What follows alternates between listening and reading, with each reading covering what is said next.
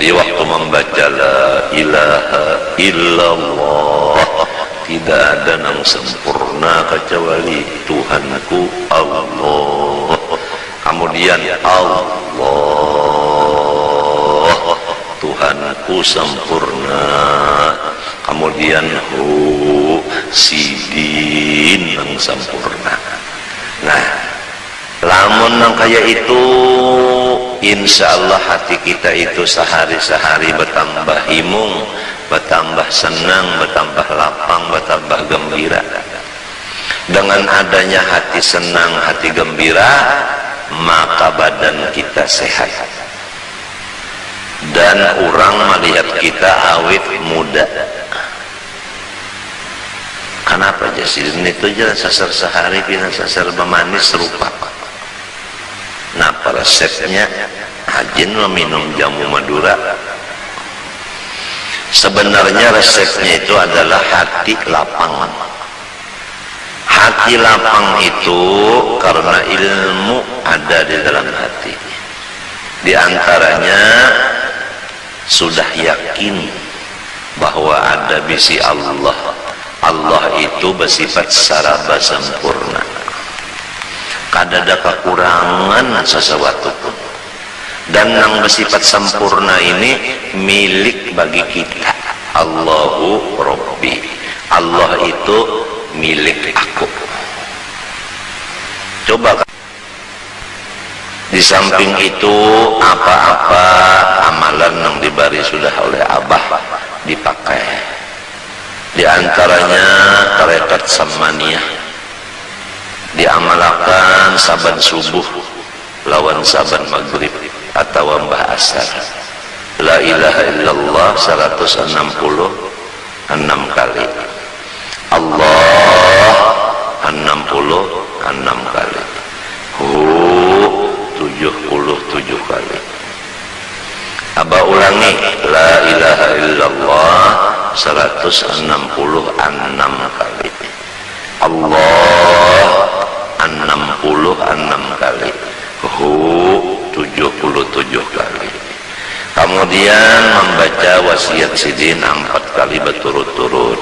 Allahumma ighfir li ummati Sayyidina Muhammad, Allahumma arham ummata Sayyidina Muhammad, Allahumma astur ummata Sayyidina Muhammad, Allahumma jbur ummata Sayyidina Muhammad. Jadi tarekat samaniyahnya itu tadi diamalkan pagi sore, doanya pun 4 berturut-turut, sekurangnya limbah sembahyang subuh aja. Kalau bisa sore pun dibaca juga. Pertama, orang mengamalkan 2 macam itu tadi, tarekat samaniyah dan wasiatnya. Pertama diberi ilmu ma'rifat. Yang kedua dimurahkan rezeki yang halal. Mana sugih, mana halal. Hakunlah sugih halal pulang. Nomor 3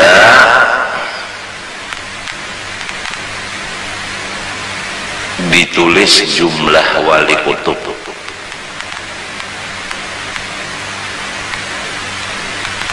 Jadi anak-anakku semuanya barilah waktu limbah subuh, limbah asar atau limbah subuh, limbah maghrib, baca la ilaha illallah 166 kali. Allah 66 kali. Hu 77 kali.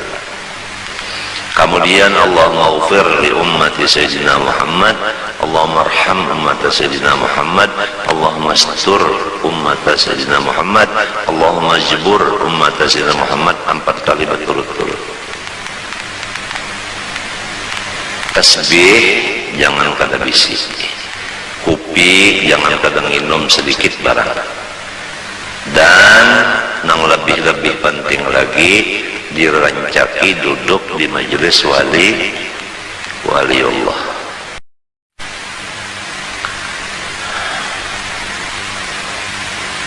Nang jelas sudah Datuk Pelampayan itu wali, itu jelas sudah. Lalu kita ziarah ke sana, duduknya aja berapa situ hitung, memecah intal. Belum lagi kita memandang akan kuburan situ, belum lagi kita membaca Yasin, belum lagi kita membaca tahlil, belum lagi kita membaca wasiat beliau.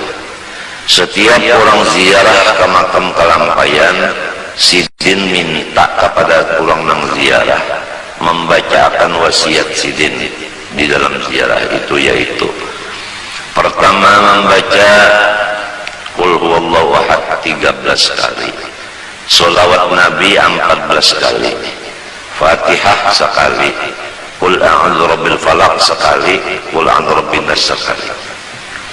Ini supaya anak-anakku semua nang ziarah ke Kalampayan jangan pada membaca wasiat Sidin itu. Ada aja tulisannya di muka kubur itu, ada wasiat Sidin itu, ada tulisannya. Pertama membaca Qul huwallahu ahad 13 kali. Sholawat macam-macam, sholawat sallallahu alaihi Muhammad ke Allahumma sholli ala Muhammad ke 14 kali. Yang ketiga surah Fatihah sekali. Yang keempat Qul a'udzu birabbil falaq sekali, Qul a'udzu birabbin nas sekali. Lain dari itu terserah nak baca Yasin, tabarak, batahlil.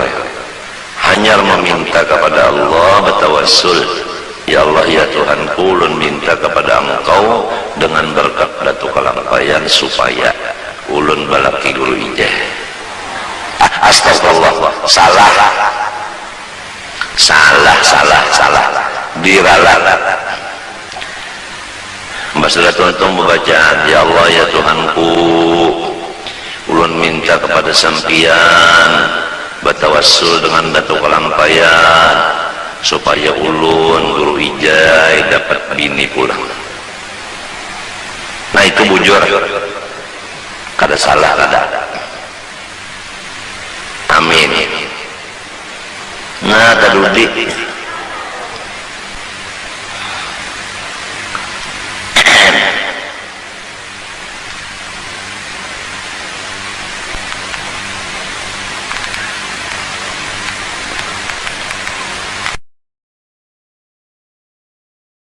tasbih dari badannya, malaikat Allah Ta'ala yang di langit semuanya memintakan kepada Allah supaya dosa-dosa orang itu dihapuskan. Jadi kira-kira anak-anakku semua jangan ada nang kada bisi tasbih, jangan tasbih nang di dadar itu aja 2 biji, lawan nang di patangan tasbihnya sebiji. Ada kalau di patangan sebiji nang mencingir ada. Mendengarkah? Jadi ikam bisa tasbih berapa? Hah? 3 bujur sudah 100. Kalau abah bisa tasbih 2. Nah, terbanyak ikam bisa. Marilah tasbih sama-sama kita praktek supaya mencelang. Andai kata tasbih itu nang 33 kah, nang 100 kah lawan kepalanya ada di badan kita, senantiasa malaikat mintakan ampun kepada Allah Subhanahu wa Ta'ala atas dosa-dosa kita. Walaupun kada diketek lawan tangan, asal ada di kantong. Ini barataan membawa jauh tasbih. Sepalik. Lain nang 3 tadi lain.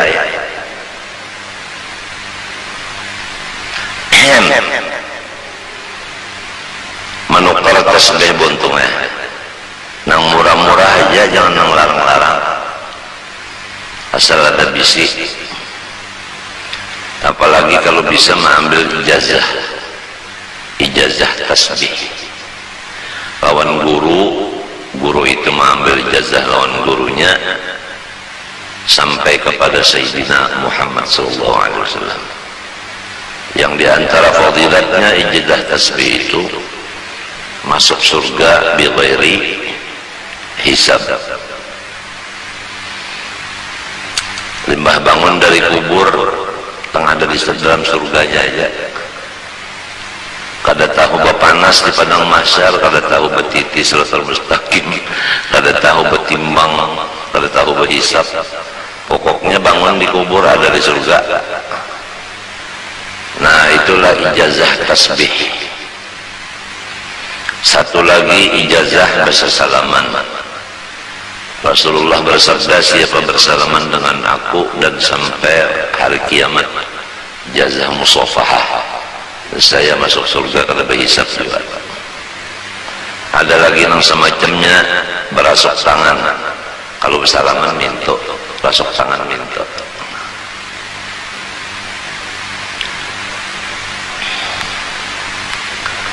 Ada lagi itu libasul khirqah.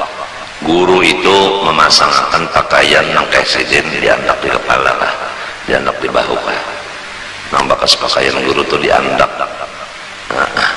Atas tasbih nang pakaian guru diandak di tangan. Itu semuanya satu persatu daripada 5 perkara itu adalah tujuannya masuk surga bi ghairi hisab. Dan itu ada silsilahnya dari guru ke guru sampai kepada Rasulullah sallallahu alaihi wasallam. Yang kedua, minum kufi. Selama rasa atau bau kopi masih ada di rongga seseorang, maka malaikat semuanya mintakan kepada Allah supaya dosa orang itu diampuni oleh Allah Subhanahu wa taala. Jadi kepada anak-anakku yang udah mengambil ijazah bersalaman dan tasbih, hendaklah jangan kena menginum kopi sehari semalaman walau sedikit barang minum kopi.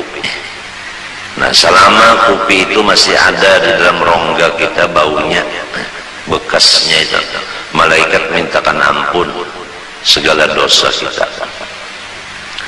Yang ketiga terakhir, selama kita duduk di hadapan atau di majelis orang waliullah, selama duduk di situ, malaikat semuanya memohon kepada Allah, ampunilah dosa orang itu semuanya.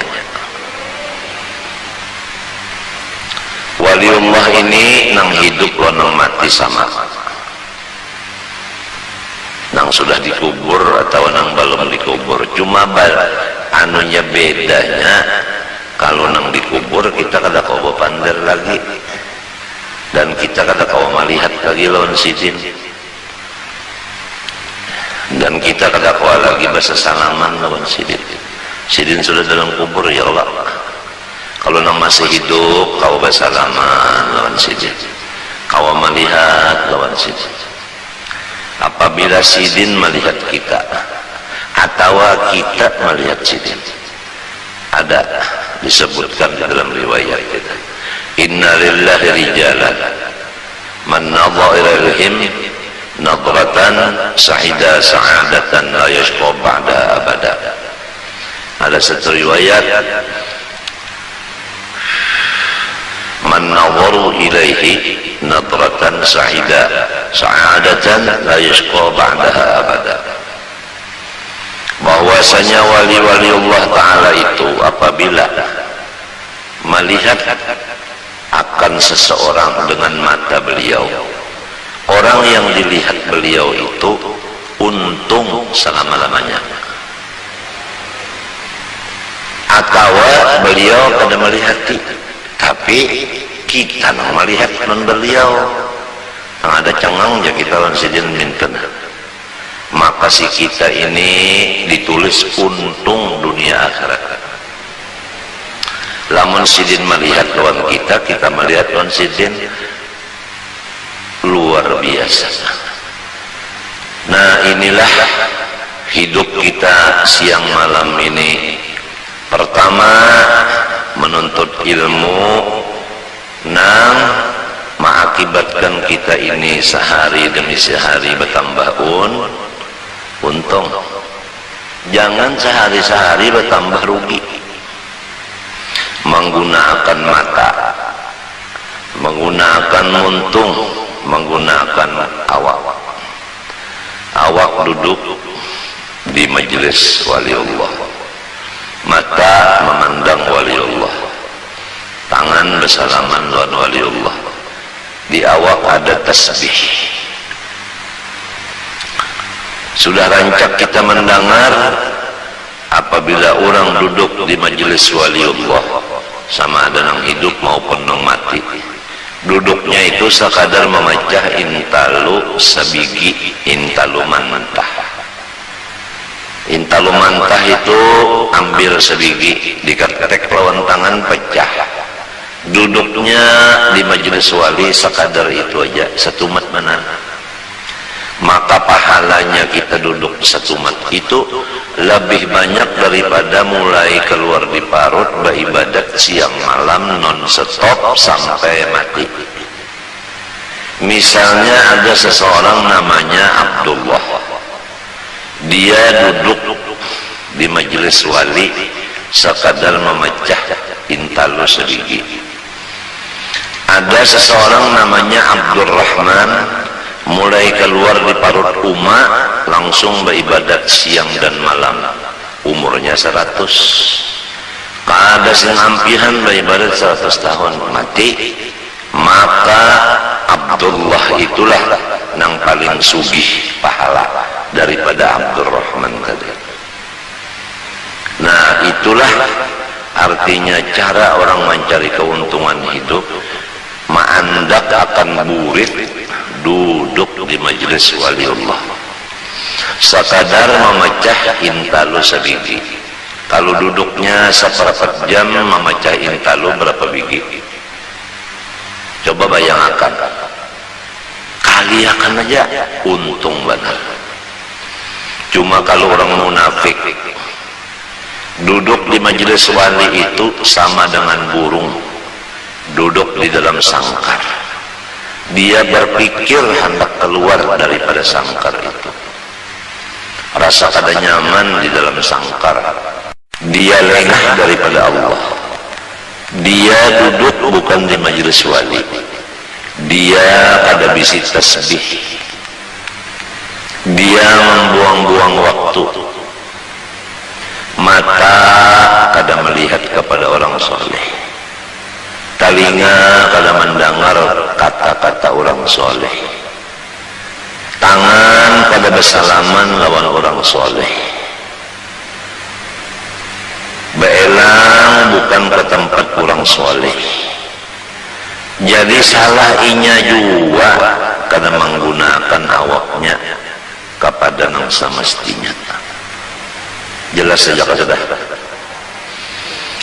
Fa inna lahu ma'isyatan dhanka, diberi hidupnya itu susah. Selain daripada di dunia susah. Wa nahsyuruhu yaumal qiyamati a'ma. Dia bangun dari kubur ke padang mahsyar di dalam keadaan buta matanya. Kada gampangan orang buta berjalan mulai di kubur ke padang mahsyar, tahantup-hantup. Lalu berpanggil lawan Tuhan, Rabbi lima hasyartani a'ma wa qad kuntu basira. Ulun di dunia ya Allah melihat saja mata, kenapa limbah bangun di kubur ini picak? Ujar Tuhan, sudah berapa pelajaran-pelajaran disampaikan guru-guru agama, tapi ikam kada mau mendengar.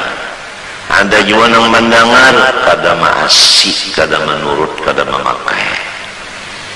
Jadi walau umpat mendengar tapi kada maasih, kada menurut, sama aja lawan nang kada mendengar juga. Hidupnya susah, kena bangun di kubur menuju padang mahsyar itu picak. Wa kadzalika yauma tunsa. Karena demikianlah pada hari kiamat ini engkau tidak dilayani sama sekali, dibiarkan sama sekali oleh Tuhan. Ya Allah, kasihan. Jadi anak-anakku semua, taubatlah kita daripada segala kesalahan yang sudah lewat. Janganlah berjalan kecuali ke tempat orang soleh. Jangan bakawan kecuali orang nang soleh. Jangan melihat kecuali kepada orang soleh. Jangan ziarah kecuali ke rumah orang soleh. Dan jangan kada bisik tasbih. Dan sehari semalaman jangan kada minum kopi walau sedikit. Di samping itu, apa-apa amalan yang diberi sudah oleh Abah dipakai. Di antaranya tarekat samaniyah diamalkan saban subuh lawan saban maghrib atau mbah asar. La ilaha illallah 166 kali. Allah 66 kali. 77 kali. Abah ulangi, la ilaha illallah 166 kali. Allah 66 kali. 77 kali. Kemudian membaca wasiat sidin 4 kali berturut-turut. Allahumma ighfir li ummati Sayyidina Muhammad, Allahumma arham ummata Sayyidina Muhammad, Allahumma astur ummata Sayyidina Muhammad, Allahumma jibur ummata Sayyidina Muhammad. Jadi tarekat samaniyahnya itu tadi diamalkan pagi sore, doanya pun 4 berturut-turut, sekurangnya 5 sembahyang subuh aja. Kalau bisa sore pun dibaca 2. Pertama, orang mengamalkan 2 macam itu tadi, tarekat samaniyah dan wasiatnya. Pertama diberi ilmu ma'rifat. Yang kedua, dimurahkan rezeki yang halal. Mana sugih, mana halal. Hakunlah. Sugih, halal kurang. Nomor 3,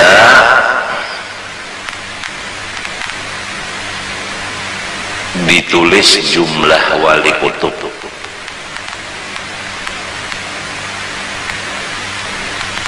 Jadi anak-anakku semuanya, barilah waktu 5 subuh, 5 asar atau 5 subuh, 5 maghrib. Baca la ilaha illallah 166 kali. Allah 66 kali. 77 kali. Kemudian Allahumma ighfir li ummati Sayyidina Muhammad, Allahumma arham ummata Sayyidina Muhammad, Allahumma astur ummata Sayyidina Muhammad, Allahumma jibur ummata Sayyidina Muhammad 4 kali berturut-turut. Tasbih jangan kada bisik. Kopi jangan kada minum sedikit barang. Dan yang lebih penting lagi, dirancaki duduk di majelis waliullah. Adab ziarah kepada waliullah jangan tangan 10. Nah itu harus ada yang dihadiahkan lawan sidin. Itu memang Tuhan yang mengatur. Idza najaitumur rasul faqaddimu baina yaday najwakum shadaqah. Bukan waliullah itu meminta akan hadiah, sama sekali tiada. Tapi Tuhan mengatur kita adabnya kalau hendak baelang babawaan. Jangan tangan 10. Ya ayyuhalladzina amanu idza najaitumur rasula faqaddimu baina yaday najwakum shadaqah. Nah itu artinya membawa hadiah. Itulah peraturannya orang ziarah. Kalau di sana ada wasiat, bacalah wasiatnya. Hanya benar kita meminta kepada Allah dengan berkat sidin. Jangan meminta lawan walinya, minta lawan Allah. Bertawassul dengan berkat wali itu. Itu caranya meminta kepada Allah dengan berkat waliullah nang dielangin ini. Angka itu caranya dah. Nah, mudah-mudahan ikam sudah abah jelaskan, paham dan mengerti, dan mudah-mudahan Allah memberi taufik kita kawal memakainya, sehingga abah dan anak-anak abah berataan menuju kepada tambahan untung hidup kita. Jangan seperti yang dahulu adalah tambahan rugi saban hari.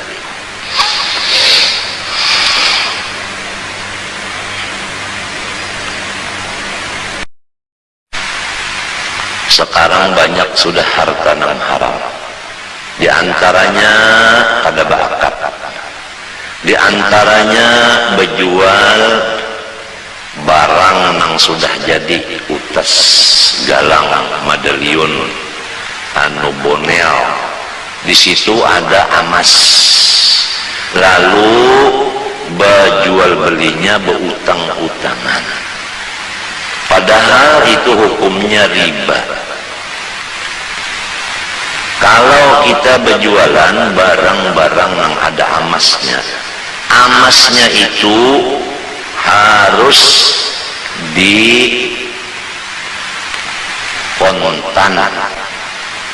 Adapun intannya atau matanya itu boleh berutangan.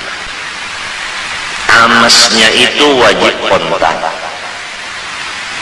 Ya kan misalnya utas nih, ini berlian asli 6 kerat. Nah, melihatkah?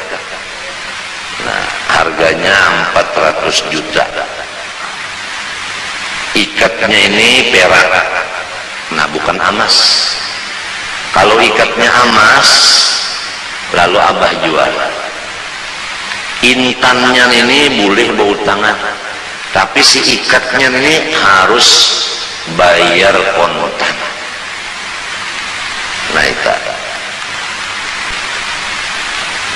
Ini banyak sekali sudah orang nambah jual ikat-ikatan itu riba, berutang-utangan. Nah, apabila riba apa? Yang hakullahu riba. Habis harta yang ada di rumah dimakan oleh si riba tadi. Jadi hati-hatilah kalau orang berjual barang yang ada di situ ribanya, yaitu emas. Wajib emas kontan, jangan berutang-utangan. Adapun matanya, intan dan lain-lainnya boleh berutang-utangan. Sudah kalau abah sampaikan.